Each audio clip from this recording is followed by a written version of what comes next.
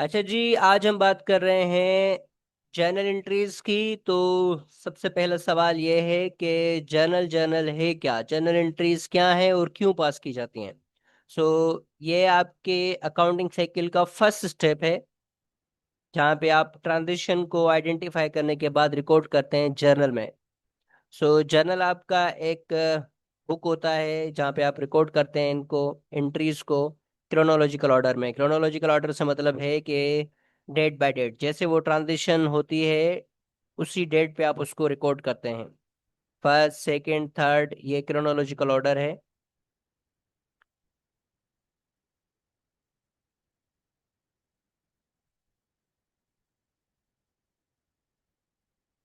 The accounting record known as journal is used to list all the necessary information about a transaction in one place. The journal is known as the book of original entry. The process of recording these transaction in the journal is known as journalizing or recording journal entries. So ये जो हम journal entries को record कर रहे होते हैं journal में, वहाँ पे आपको उसकी सारी इन्फॉर्मेशन देनी होती है। फॉर एग्जांपल सीरियल नंबर क्या है, कौन सी एंट्री है, कौन सी डेट पे है, कौन से अकाउंट्स हैं, उनकी नरेशन क्या है, और फिर आप उनको रिकॉर्ड करते हैं डेबिट और क्रेडिट में उनका अमाउंट। ये जो हम जर्नल में रिकॉर्ड कर रहे होते हैं जर्नल एंट्रीज को, इसको हम जर्नलाइजिंग कहते हैं। और ये जर्नल है, इसको ओरिजिनल बुक ऑफ एंट्री भी कहा जाता है। डबल एंट्री सिस्टम में हम जर्नलाइजिंग कर रहे होते हैं जिसमें एटलीस्ट दो अकाउंट लाजमी इम्पेक्ट होते हैं, दो से ज्यादा भी हो सकते हैं।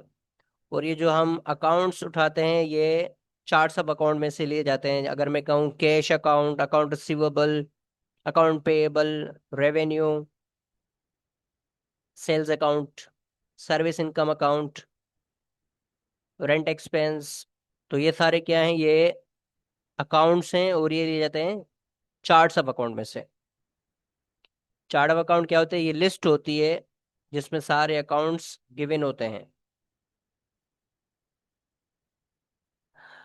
जब हम ये सारी ट्रांजेक्शन पास कर ले तो आखिर में हम इनकी पेंसिल फुटिंग करते हैं और देखते हैं कि दोनों साइड इक्वल हैं या नहीं है, डेबिट और क्रेडिट की।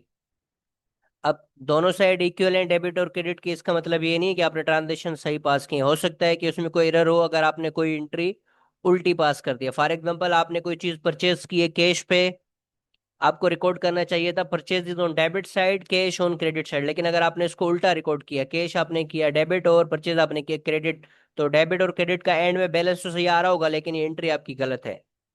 ठीक है, तो इस बात को आपने जहन में रखना है, जो रूल है उसके तहत ही आपने ट्रांजेक्शन्स को पास करना है।